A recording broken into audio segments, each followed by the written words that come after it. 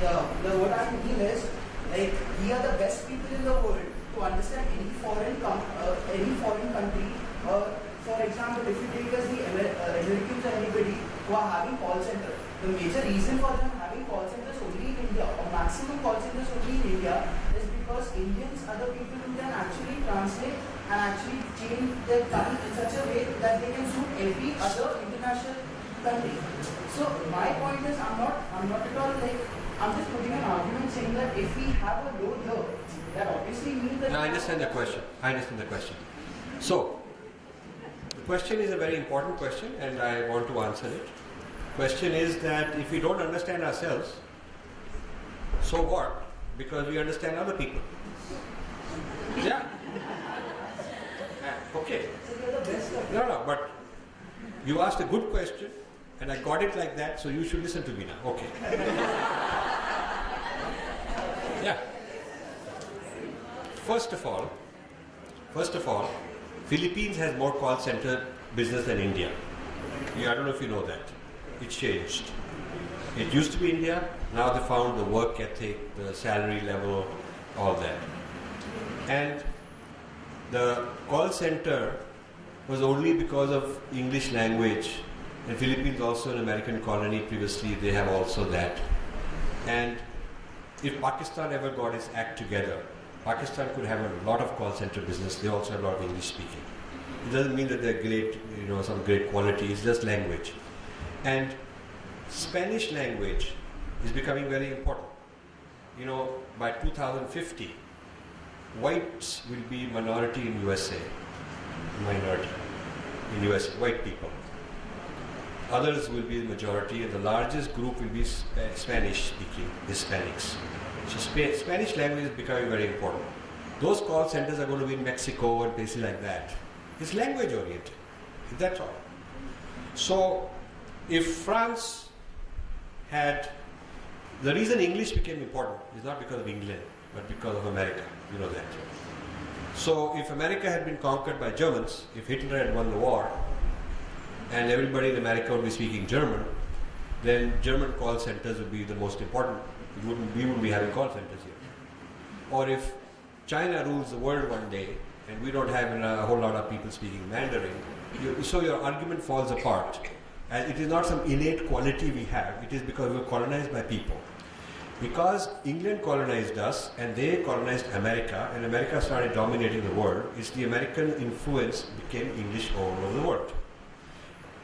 Before America rose, England was not more ahead than France. French was more international language than English. You know that. French was more international language than English. French, Spanish, English used to compete as international languages. It's only because USA became an English-speaking country as an American colony that English took over and won the battle of language. So that is the advantage we are talking about. No innate quality. Second point, I understand others is your argument.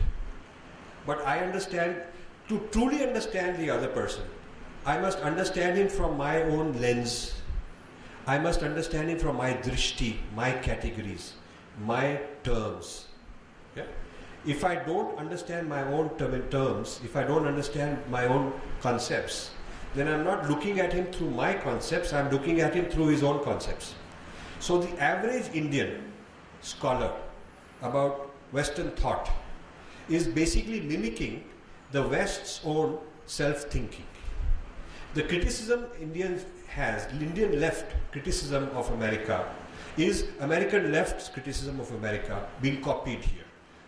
I don't see somebody taking Chanakya critique of American politics. I don't see that.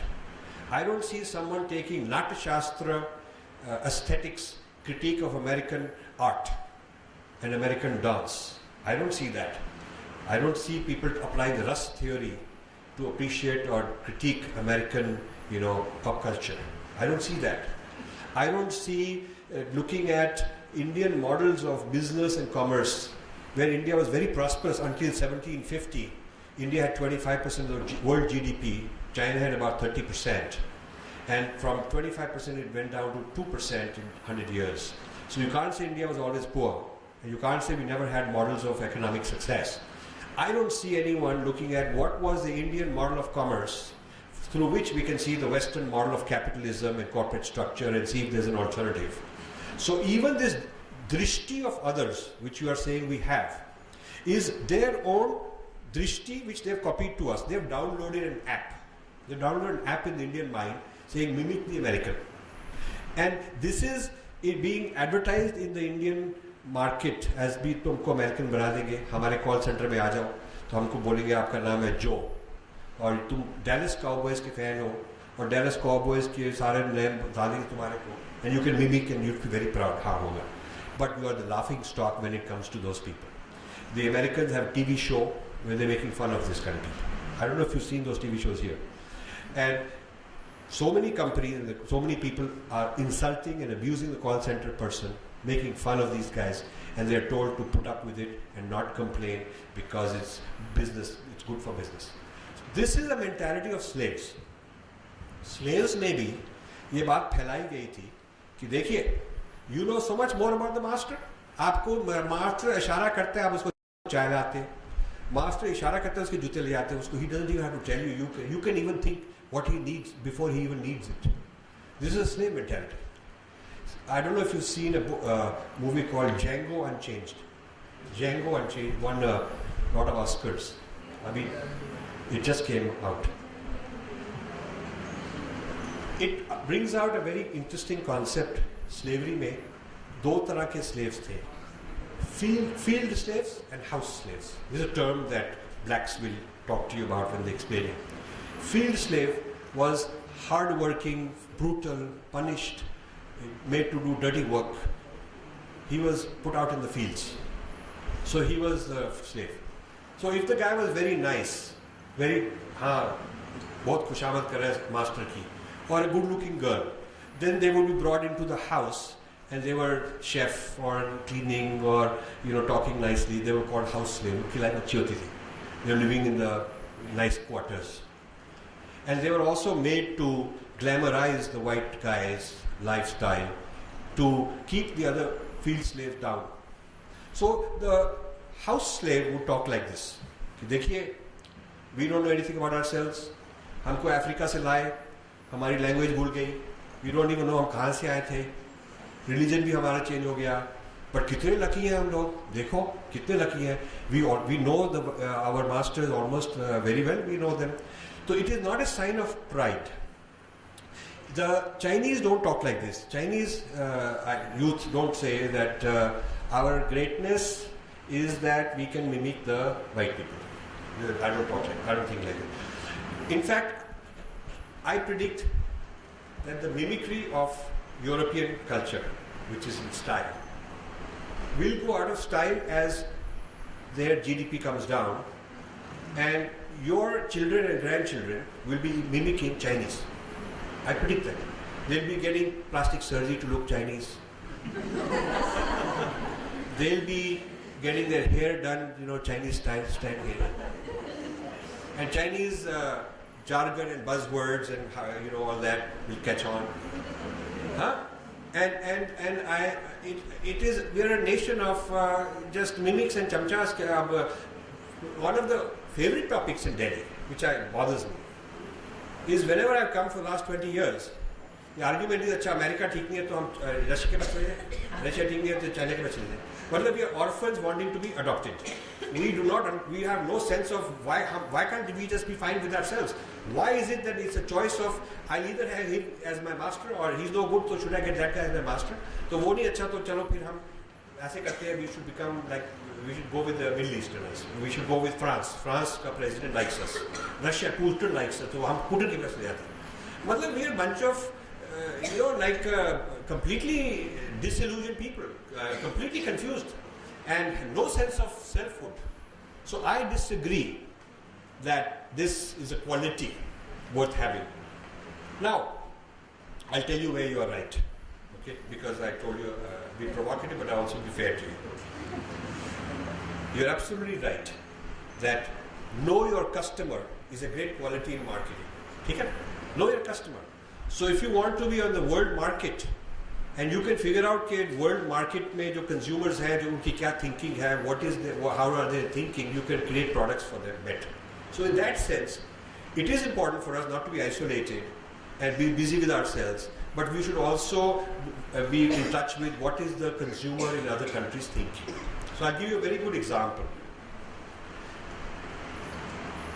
Car industry was made by Americans, Henry Ford, right? Car industry.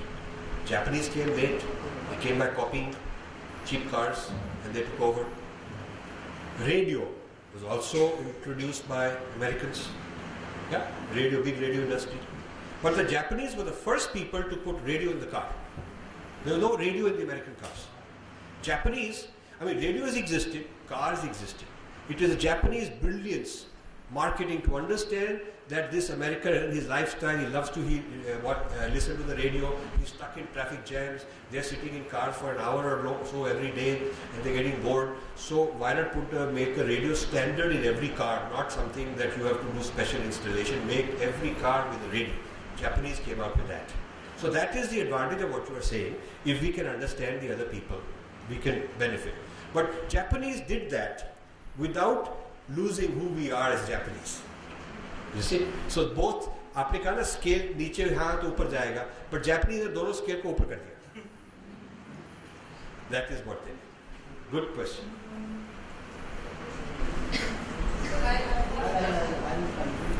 No, if there's another question also. It's not another question. Okay.